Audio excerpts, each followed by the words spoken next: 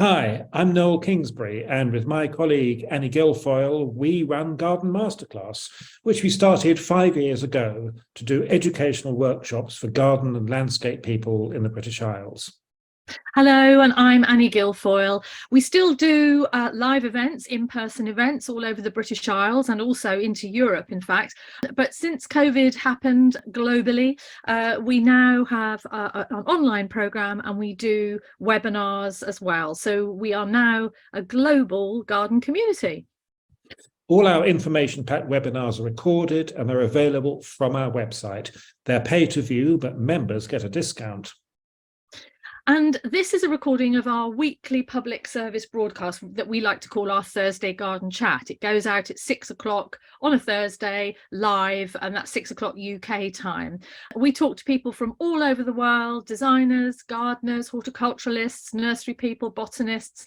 And so it's always a great range of people and always very exciting. We've got recordings here on YouTube, but masses more on our website, and our members will have access to even more. In fact, we've got hundreds of hours on our online library. And take a look at our website and see what's coming up on our diary pages. Everything is listed in the diary, so webinars, live events, everything that we do, it's all in a chronological order, and you can click through to a link to get in more information or to buy tickets. And you may want to sign up for a monthly newsletter, our mailing list, or you might like to become a member. We do these weekly events for free, as indeed do our speakers, but we have costs, which is why we really appreciate donations, and you can make donations from our homepage. Well, we really hope that you enjoyed this recording, and please come back and try.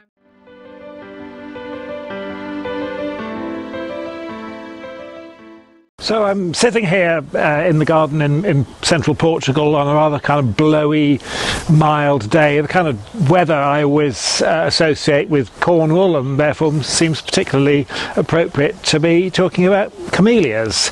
We're going to be visiting the Camellia Festival in Porto in northern Portugal, and talking to the president of the Portuguese Camellia Association, who organised the event, which is a wonderfully exuberant event in collaboration with the City Hall, and also a couple of other Porto residents who are very much involved with landscape and the restoration of historic gardens in the city. Now, for me, camellias were always a bit of an also-ran to rhododendrons. I mean, having been brought up in the southeast of England, those acid, sandy soils, rhododendrons were very much what one grew up with, and camellias were rather kind of an exotic thing that perhaps you would only see on trips down to Cornwall. But for China and Japan, where camellias come from, and indeed so do most rhododendrons, it is the camellia that has always been the historically important flower. So during the Edo period, the numbers of varieties gradually increased, and it wasn't just the flowers people were selecting them for, but also those with variegated foliage, and we hardly see these today, but to have variegated foliage gives you something to look at, obviously, for the rest of the year. And given the real, almost obsessive nature of Japanese horticulture, any little variation could be given a name and propagated and promoted. And one of the very important aspects of Edo period horticulture was publishing.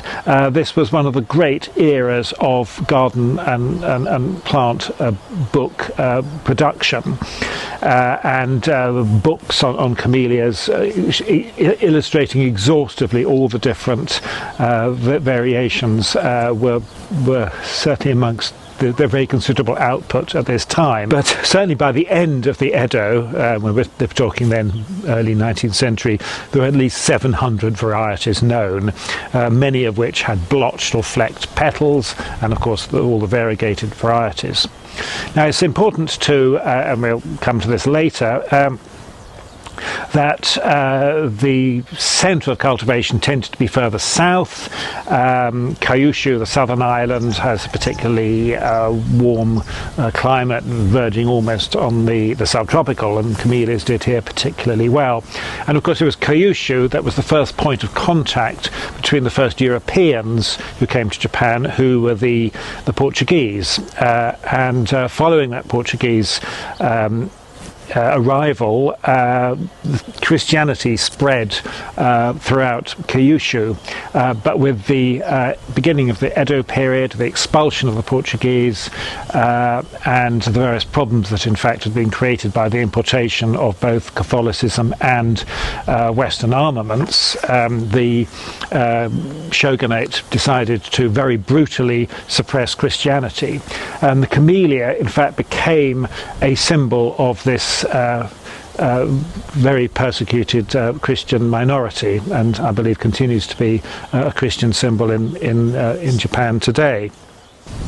The shogunate didn't manage to completely eliminate civil unrest during the Edo period, and there's one rather wonderful quote I've found in this book, which has been a wonderful source on Japanese plant history, History and Principle of the Traditional Floriculture in Japan, published in 1997,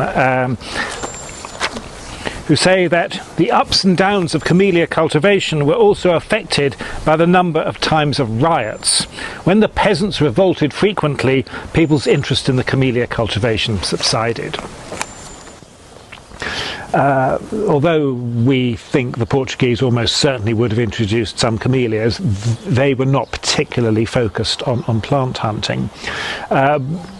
The first British tradespeople to go to China and the Far East were much more focused on plants, and it was very much camellias that the first Western traders in China very much wanted to get hold of.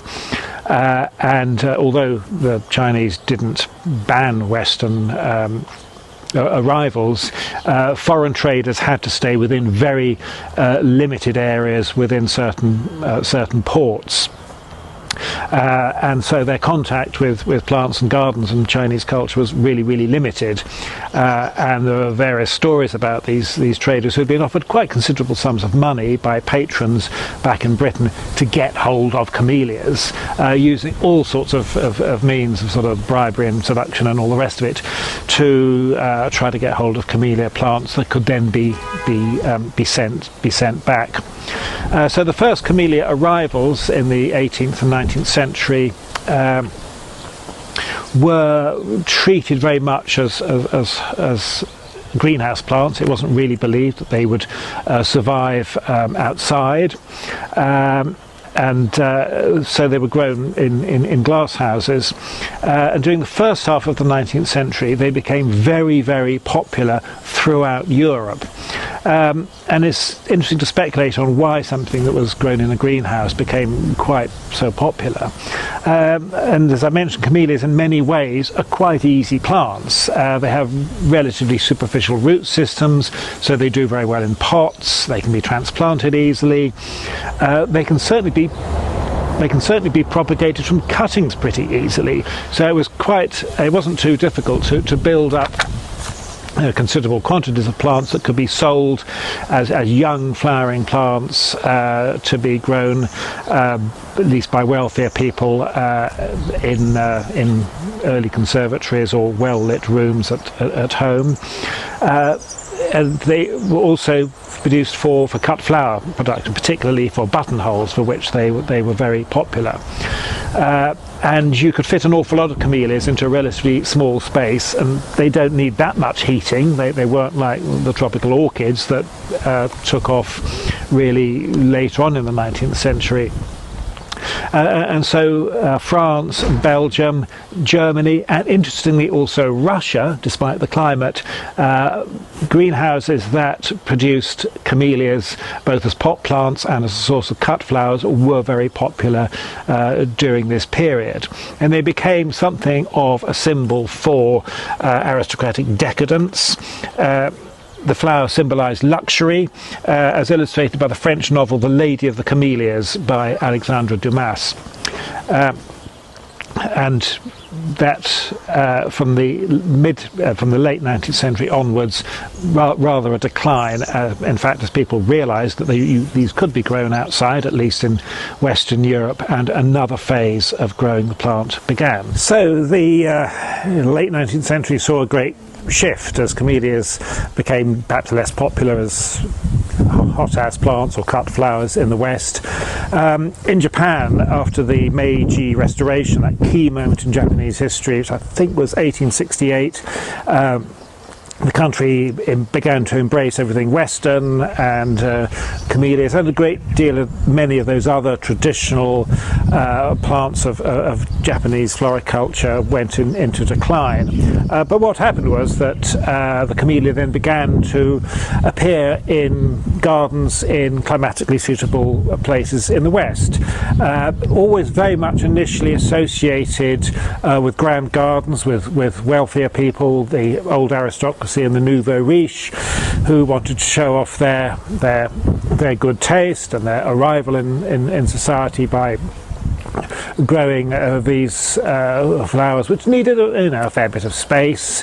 They weren't really plants for the emerging middle classes, whose gardens were often just too small to have many varieties. And so we began to see them being grown and new varieties being selected around the Italian lakes, for example, in some of the warmer parts of the United States, in the south and in California.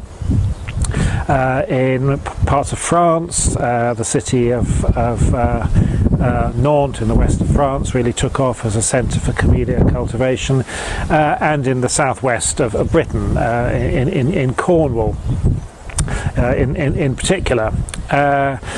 Where, of course, one of the great developments in camellia history happened with J.C. Williams of Cahay's Castle in the early 20th century, producing the Williamsii hybrids, which were more suitable perhaps for growing in smaller gardens, well, perhaps hardier, and conveniently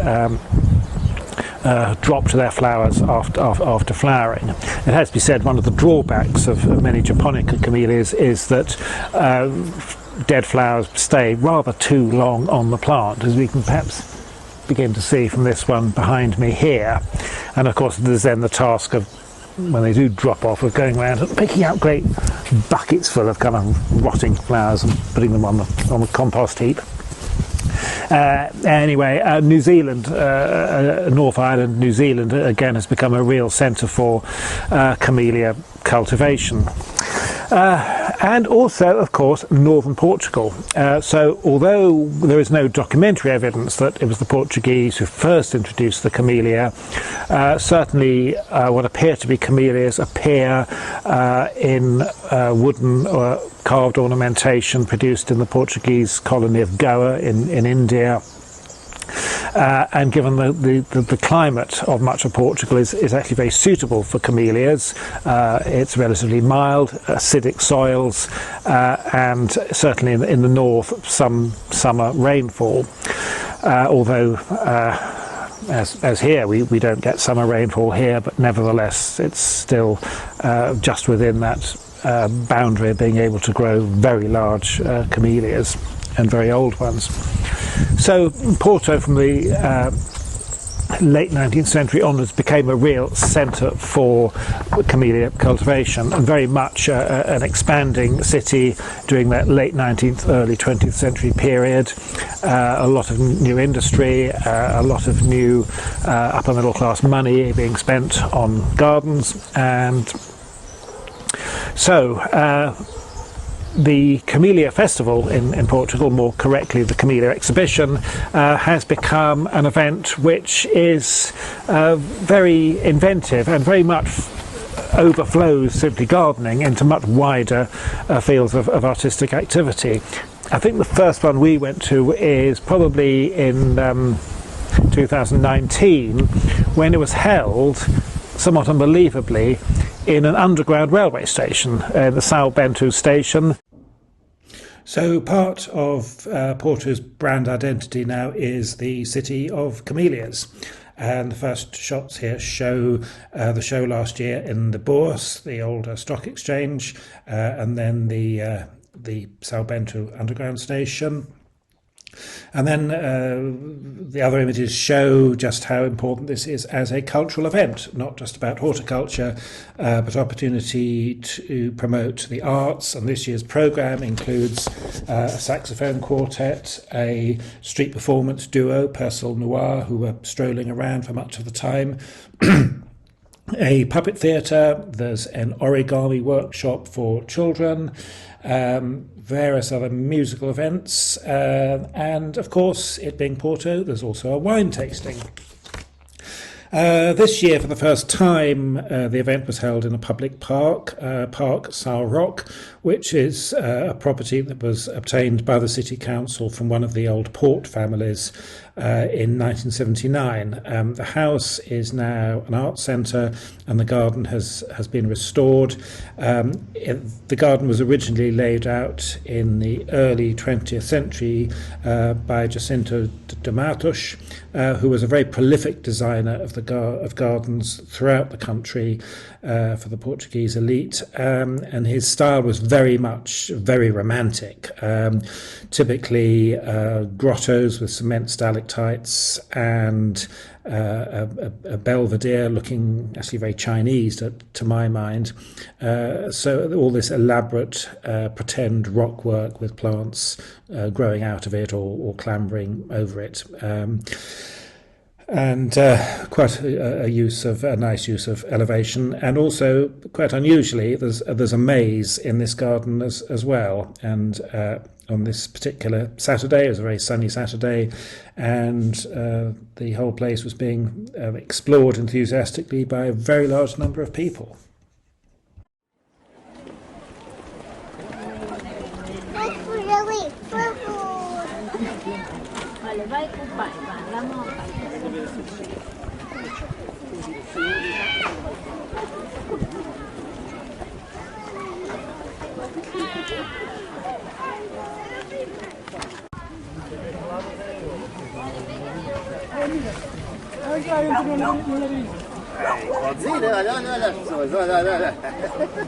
Y métete que no remarchar en así de. A mí me encanta esto, que yo estaba fotografía con No metes en el que cambia la foto.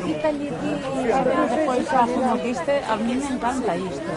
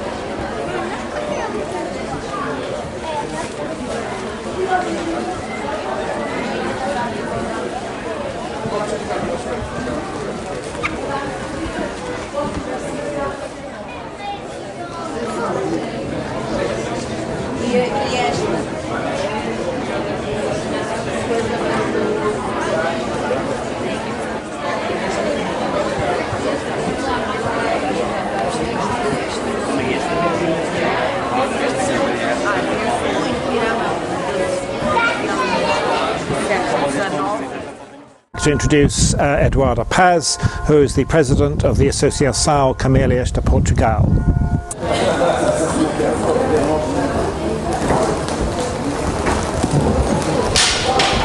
So, Senhora Paz, good to meet you. Thank you for your time and what I think is probably a very busy day. Sim, realmente este é um dia bastante cheio de gente, porque é o segundo dia, apesar de ser o segundo dia da exposição de Camélias do Porto, a 27ª exposição. Vamos ter ao longo até às 7 da tarde, vamos ter ainda muitos visitantes. So, how many years has this festival been running? O Festival das Camélias começou em 1984 e depois disso inicialmente de 2 em 2 anos, e agora faz-se anualmente que fazemos a Associação Portuguesa das Camélias em co-organização com a Câmara Municipal do Porto. Fazemos o evento que normalmente vai nunca desde 2015 que percorremos sítios emblemáticos da cidade do Porto. Sim. Yeah. Why is it, do you think, that the camellia has become so important for the city of Porto? A importância da camélia no Porto já vem desde o século XIX, principalmente, em que a camélia recebíamos exatamente na Europa, era uma planta da moda, e importávamos também bastantes camélias da Europa, e isso fez com que se desenvolvesse o gosto também pelas camélias. Isso não quer dizer que antes do século XIX as camélias já não existissem em Portugal. As camélias foram trazidas certamente do Japão. Quando chegamos lá em 1543, chegamos a sítios onde existiam florestas de camélias. Portanto,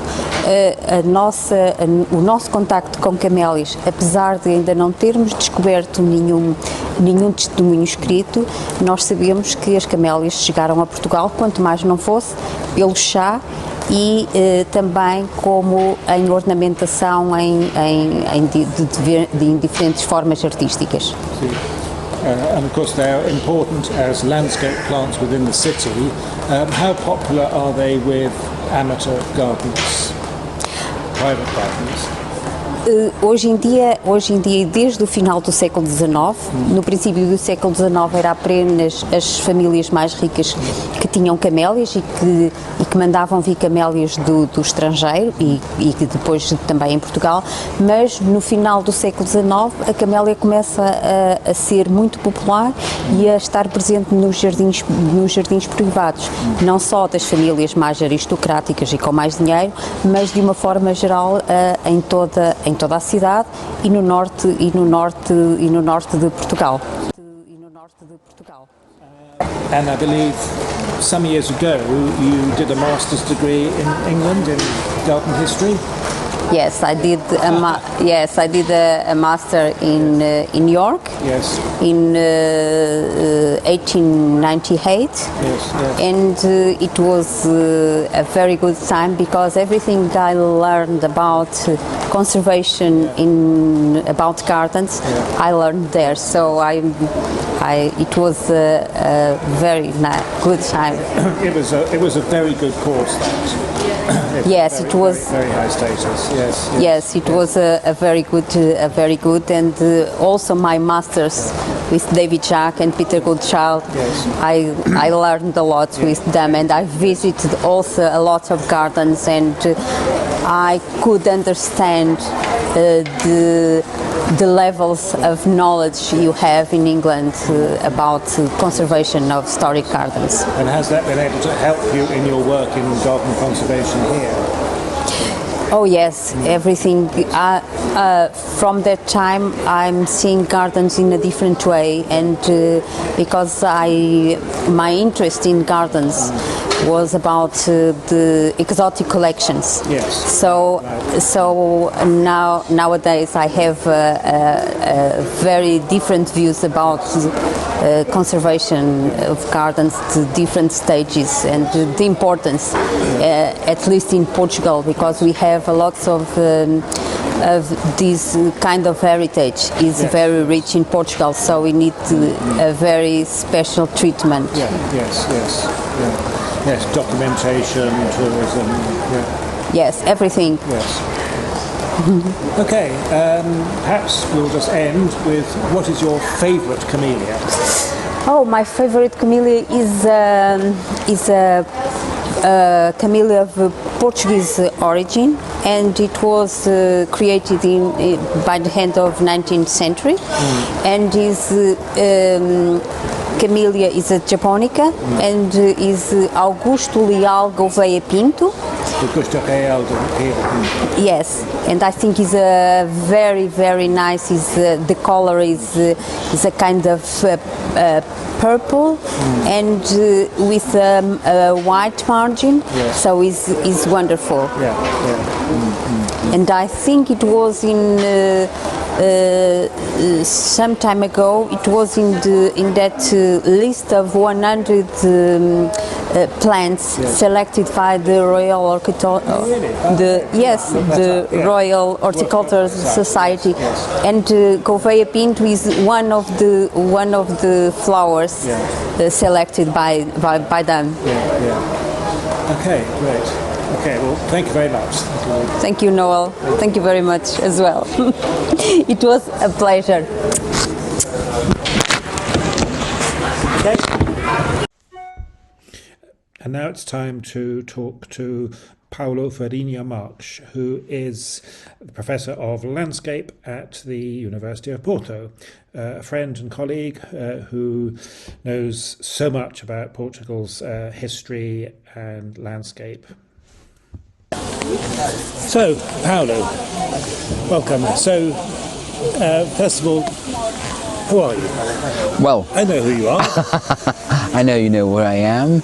I'm a landscape architect, and I am very much fond of gardens, and I'm much fond of landscapes, and very fond of all sorts of plants and combination of plants in the landscape. So that's what I do, that's what I teach. I'm also a teacher, so I try to pass that sort of information and that passion for plants. And that passion means that you must understand how to organize plants according to human beings, so they can live together with the plants and appreciate them fully in their all potential. So that's my aim. Yes, as Professor of Landscape at the University of Porto, no less. Right. Yeah, that's that's part of my job. You know. Yes. Yeah, exactly. Yeah, but that's so I teach these. Idea of that you can change the world by organizing space with plants, which is nothing new. It has always been like that since the human beings have settled. But the new thing, it's that now it's even more important. Now you can have much more opportunities with that. So you can teach people that if you can combine plants, if you know plants, if you can organize them in space, you can get much more outputs of them. So that's what I want. And this appreciation, if you know a little bit more, you love a little bit more, and so you can progress more with this type of attitude. Okay. Yes. So we're here in Parque São Roque in Porto at the Porto Camellia Festival, which is a wonderful event. Every one I go to has a completely different character. And the first one I came to was in the São Bento metro station, no less, and was very funky. This has very different characters in clearly a well-loved public space. So what is it about Porto and camellias? Well, actually Porto is one of the world's centre of camellias, not well known probably out there universally speaking, but this has become one of the very special centre of the camellias. It started in an obvious situation, because the Portuguese were the first people to contact Japan in their voyages throughout the Atlantic and throughout the Pacific and then elsewhere in the world. And then he brought all these species of camellia. One of the most important species of camellia actually was tea. Tea was a very important bargain for the Portuguese. Actually was very strong connection with the English. And it was indeed Catherine de Yeah, Braganza exactly. who brought it to one of the richest Turkey. dowries. It's Yes. still being mentioned with the richest dowries of the world. You know, Bombay and Bombay, Tangier, all sorts of colonies in Africa, and a box of tea. And that box of tea went to England and set up the tradition of having a 5 o'clock tea, though actually the 4:30 o'clock tea. And since then, of course, it was an obvious connection with the camellias. And then we were not actually the one leading the cultivation of the exotic cultivars and ornamental camellia species. But then they came later. We cultivated the original species here, and we cultivated here, particularly in the 19th century, where we developed particular taste and skill to actually develop all sorts of cultivars of camellias. And actually, some of them were imported from Italy, some of them imported from Belgium, from very important nurseries in Belgium. And then in here, they, with the very good conditions for climate and soil, they actually bred all sorts of different cultivars which were associated with Portuguese camellia cultivars. more or less, how many uniquely Portuguese bred cultivars are there? Well, I don't know, to be honest. You know, we have 200 in the Botanical Garden of Porto, but I assume there are very many other cultivars we don't know and are spread elsewhere. But we assume that, you know, very many cultivars, 300, 400 cultivars, some of them are not in cultivation anymore, some of them are lost, they are extinct, because these people, the horticulturalists, were actually the basis of this movement in the late 19th century from the early 20th century. They disappeared, and now we have just relics of it. We are trying to restore it. So this knowledge is being lost.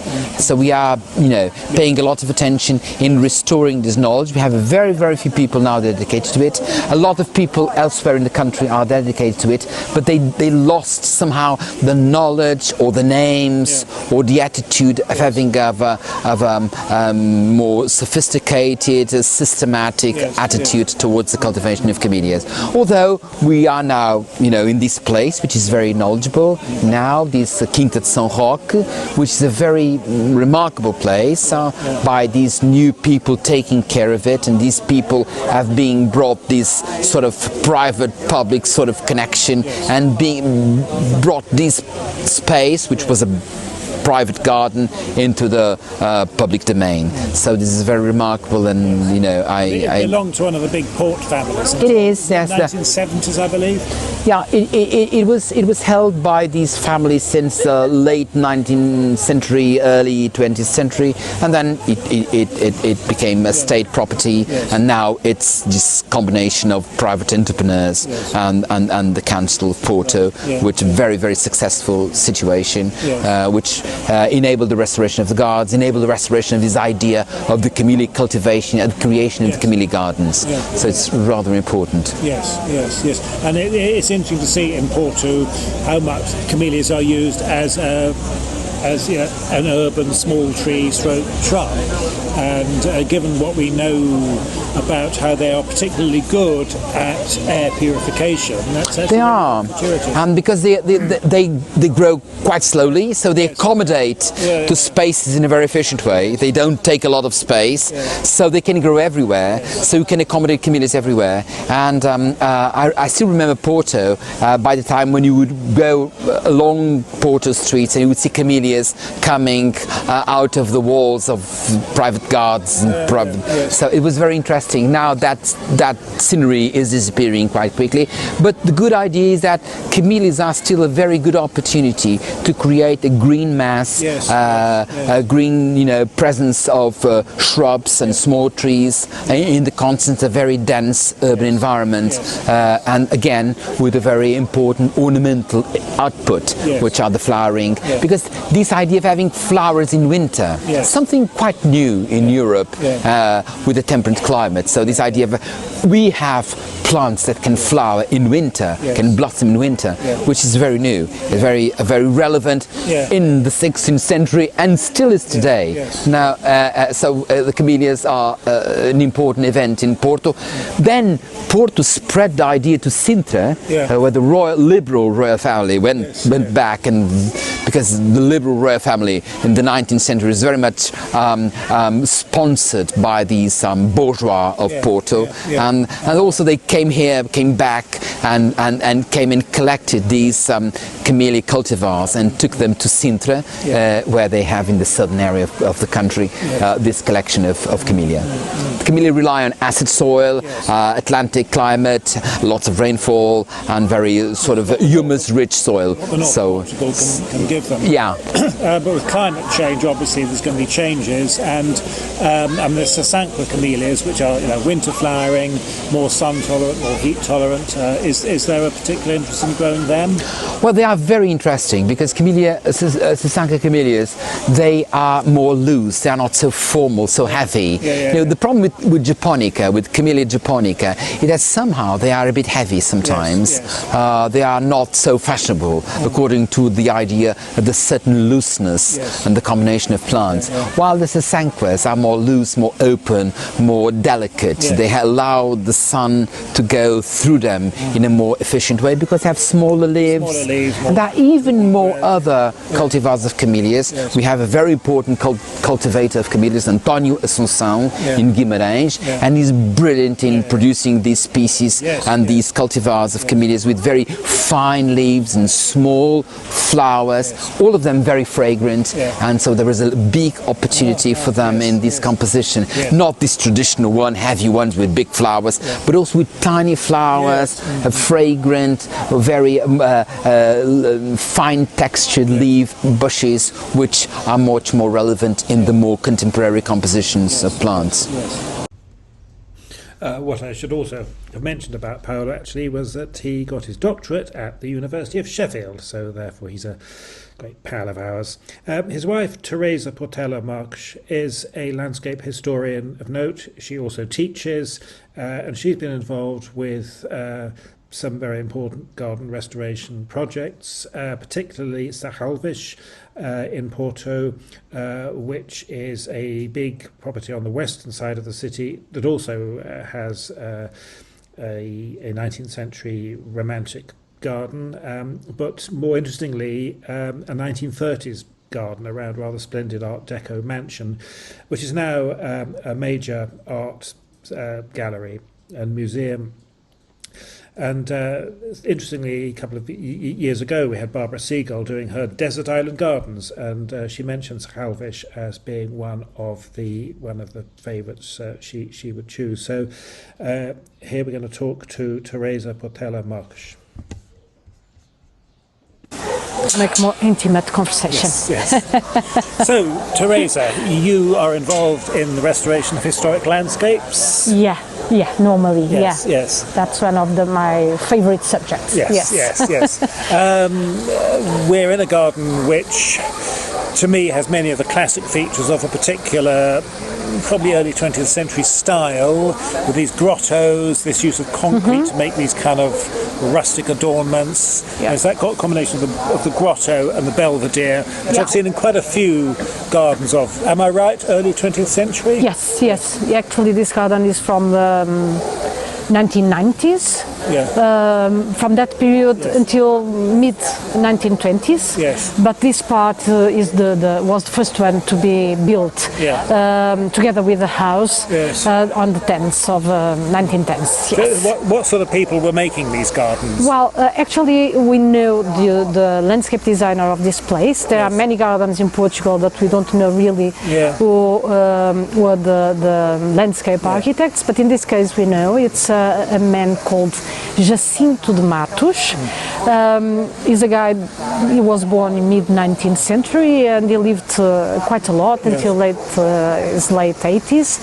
And he designed many gardens in Portugal. He was based here in Porto. He had a nursery. His father already had a nursery in 1870. Yes. But Jacinto developed the nursery, and he designed many public gardens.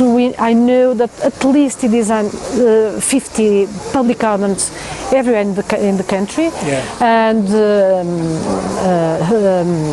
at least 600 gardens. Wow, amazing number. Yeah, and I know this number refers to late 1930s. Yes. Then he was old, quite old, so I don't know how many other gardens he designed before he died in 1948. Yes. But it's a great production.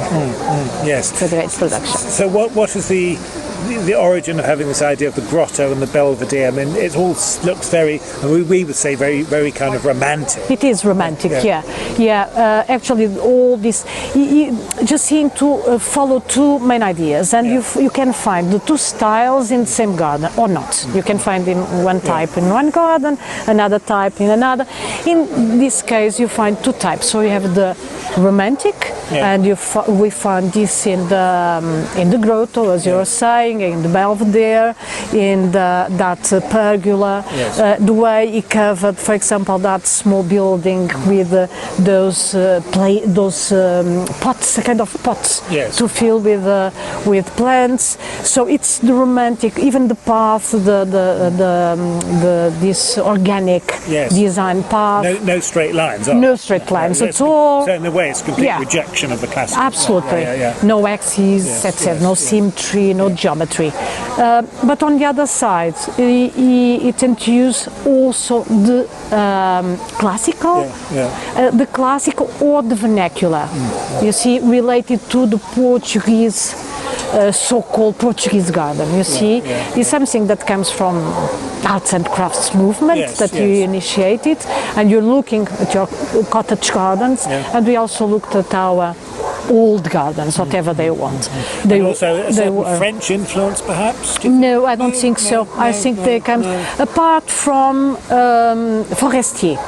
I believe that Jacinto de Matos was somehow influenced by Forestier, who were also doing this, working this period. It's a transitional period, threshold from 19th century to the modernism.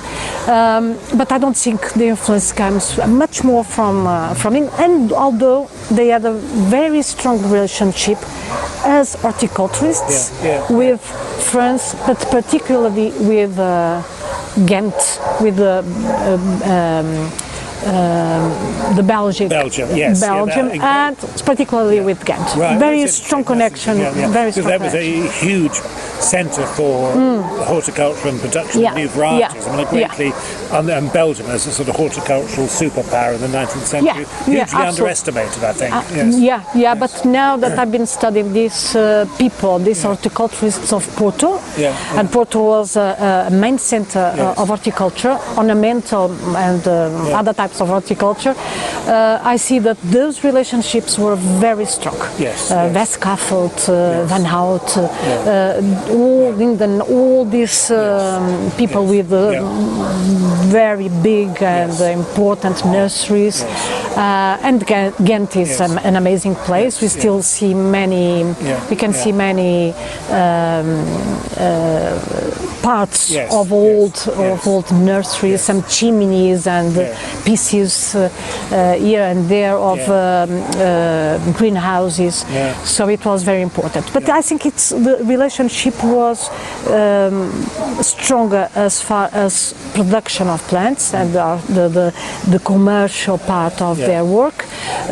Obviously, they also had some relationships with French people like Henri Dussault. This guy, I don't know, we don't know very much about his work here in Portugal, but we know that he won competition for the big garden of Lisbon, and he was an acquaintance of this group of horticulturists. So there were, but at that time I think they were sharing all their experience. There were many publications or many magazines going on. So we also produced a very good one, but in Portuguese. So it's not so well known. Yes. The other thing, just sort of to quickly wrap up on, is Serralves. Serralves, yes. Serralves, which is it's an extraordinary place. It's really quite unique. Yeah. In that it's this fabulous 1930s Art Deco palace almost, and a wonderful art museum, gallery, and very interesting to have this 1930s garden. And you were involved in the restoration of that. In that case I was involved in the restoration from the very beginning in 1987. From 1987, yes. Because I think if people come and visit Porto, so many people go to Serralves. Yes.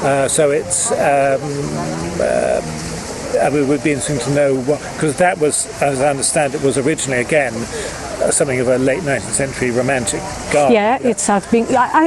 That's my belief that Jacinto Matos designed the first garden that is known of that place for the father or the parents of the Count of Vizela, who changed in from the 20s.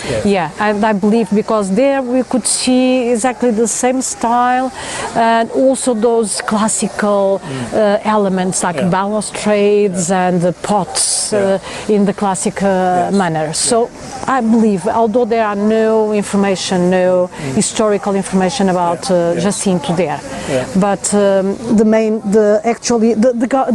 pond that we can see there, and also that place that seems like a grotto, but actually it's a modernized grotto that was changed with Jacques Rébert, the designer of the Count, designer of the garden at the Count's time. I believe that pond and the grotto design in a naturalistic way are part of Jacinto's work.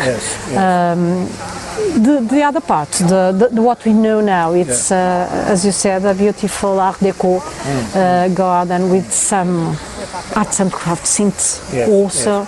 Now there are important parts for the understanding of the place that are missing, but the garden is, we have to adapt to the modern times and to new uses, and it's not changed, so there are no parts that changed in a way that did not respect the original project, but there are parts that were simplified. You see, like the side garden where there existed a mixed border of plants in those lawns together in the Gertrude Jekyll's manner, for example, and some in an Italianate way with you see the cypress, but at the same time the main layout and the gravel that was in the manner of the French gardens.